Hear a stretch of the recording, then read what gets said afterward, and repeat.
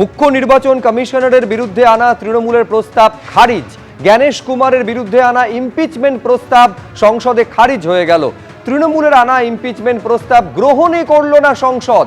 সব খতিয়ে দেখে প্রস্তাব খারিজ জানালো লোকসভা রাজ্যসভা। কোনো কারণ না দেখিয়ে প্রস্তাব খারিজ, এটা লজ্জার।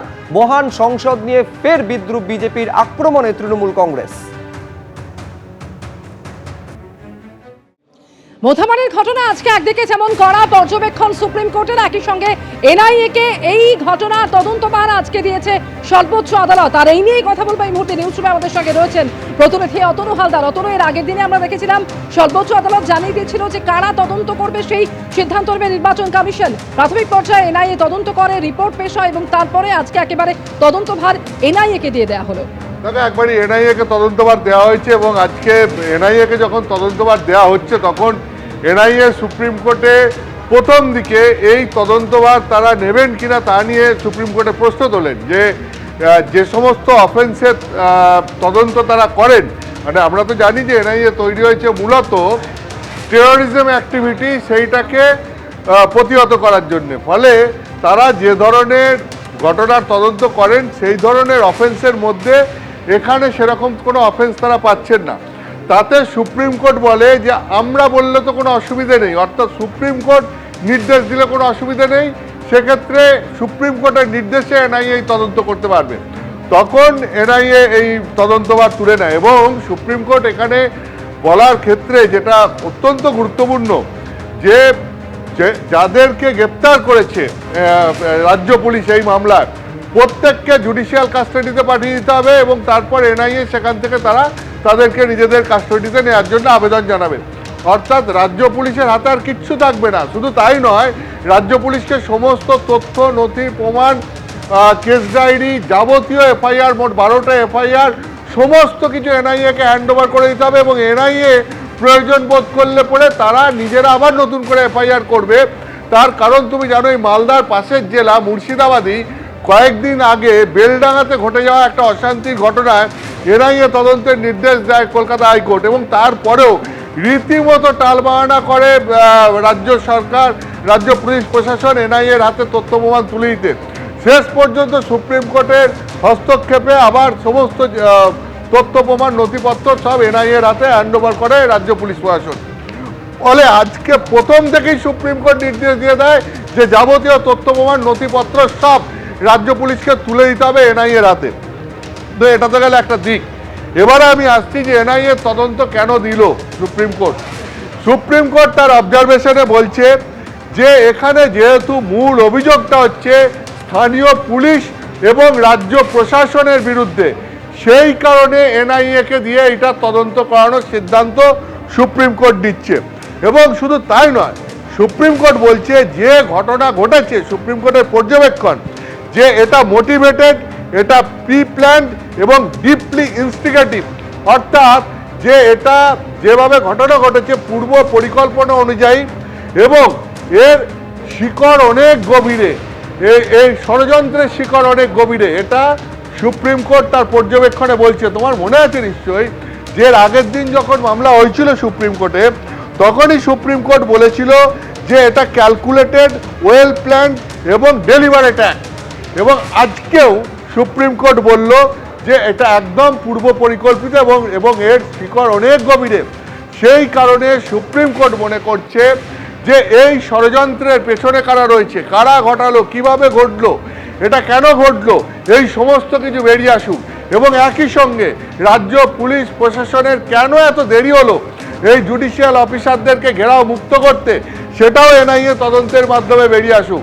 এনআইএ তদন্তের মাধ্যমে বেরিয়ে আসুক যে এই যে পুলিশ প্রশাসনের এই যে ক্যালাসনেস, এইটা কেন। কারণ সুপ্রিম কোর্ট মনে করছে যে এটা পুলিশ প্রশাসনের ব্যর্থতার জন্যই জুডিশিয়াল অফিসারদেরকে এই সিচুয়েশনের মধ্যে পড়তে হয়েছে। ফলে এটা সুপ্রিম কোর্টের দিক থেকে দেখতে গেলে সুপ্রিম কোর্ট আজকে যে নির্দেশ দিল সেটা অত্যন্ত কড়া নির্দেশ এবং সুপ্রিম কোর্ট মনে করছে যে এক্ষেত্রে যদি সত্য উদ্ঘাটন করতে হয় তাহলে নিরপেক্ষ কোনো সংস্থাকে দিয়ে তদন্ত করাতে হবে এবং সেই জন্যই এনআইএ তদন্তের সিদ্ধান্ত। এরপরে আমি তোমাকে আর দুটো জিনিস বলবো যে আজকে সুপ্রিম কোর্ট বুঝিয়ে দিয়েছে যে রাজ্য পুলিশ প্রশাসনের অফিসারদের ওপর সুপ্রিম কোর্ট কতটা ক্ষুব্ধ। কেন বলছি, সেটা হচ্ছে তুমি জানো যে আগের দিনে একটা প্রশ্ন উঠেছিল যে যখন ক্রাইসিসের সময় সেই সময় মুখ্য সচিবকে পাওয়া যায়নি, তার সঙ্গে ফোনে কলকাতা হাইকোর্টের প্রধান বিচারপতি যোগাযোগই করতে পারেননি।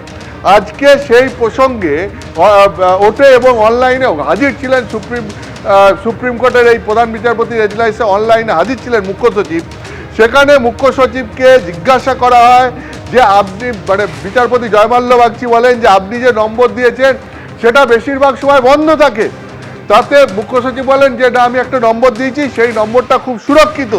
তাতে জয়মাল্য বাগচি সুপ্রিম কোর্টের বিচারপতি বলেন যে এত বেশি সুরক্ষিত যে কলকাতা হাইকোর্টের প্রধান বিচারপতির মতো ব্যক্তি আপনাকে ফোন করে পান না।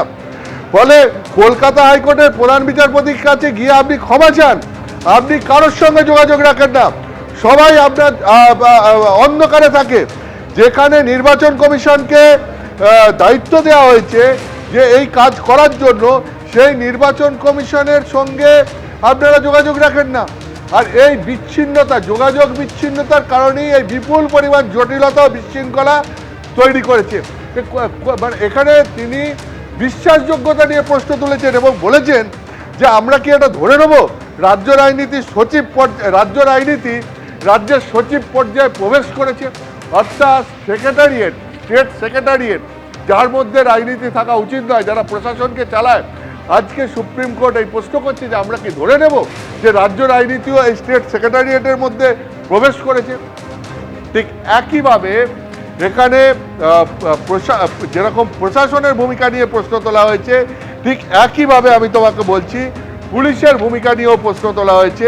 তার কারণ সুপ্রিম কোর্ট মনে করছে যে এই পুলিশ যদি আরও আগে ব্যবস্থা নিত, লোকাল পুলিশ যদি সঠিক সময়ে অ্যাক্টিভ হতো, তাহলে পরে এই ঘটনা অ্যাভয়েড করা যেত।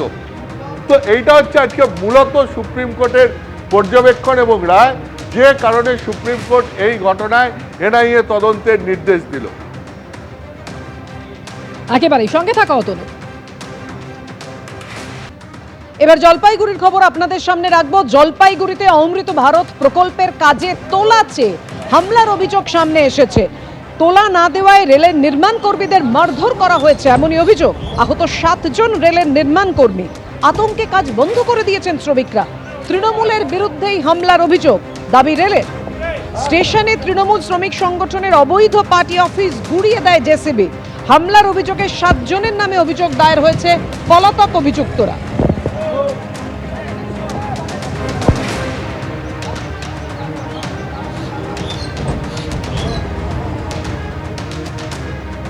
রেল কর্তৃপক্ষের যেটা অভিযোগ আমরা দেখতে পাচ্ছি, এই রোড স্টেশন চত্বরের ভেতরেই অবৈধভাবে একটি পার্টি অফিস গড়ে উঠেছিল, যেখানে লেখা ছিল আইএনটিটিইউসির পার্টি অফিস। এই অফিস থেকেই কিন্তু দুষ্কৃতীরা তাণ্ডব চালায় বলে এমনটাই কিন্তু বলছে রেল। এই মুহূর্তে আমরা দেখতে পাচ্ছি যে রোড স্টেশন চত্বরের ভেতরেই একটি পার্টি অফিস, যেটা রেলের পক্ষ থেকে পুলিশের হস্তক্ষেপে এখানে কিন্তু পার্টি অফিসটাকে ভাঙা হচ্ছে। এই মুহূর্তে এখানে প্রচুর রেল পুলিশ আমরা দেখতে পাচ্ছি এবং দীর্ঘদিন থেকেই কিন্তু এই অফিস কিন্তু তাদেরকে সরাতে বলা হয়েছিল, তারা কোনো কর্ণপাত করেনি। তারপর গত পরশুদিন রাত্রে এই দুষ্কৃতী হামলার পর রেল পুলিশের হস্তক্ষেপে এবং রেলের হস্তক্ষেপে এই কিন্তু অবৈধ পার্টি অফিস যেটা ছিল সেটাই কিন্তু ভেঙে ফেলা হচ্ছে রেল পুলিশের পক্ষ থেকে। ক্যামেরা রাজদীপ মন্ডলের সাথে রাজা চট্টোপাধ্যায়, এবিপি আনন্দ, জলপাইগুড়ি। এবিপি আনন্দ, এগিয়ে থাকে, এগিয়ে রাখে।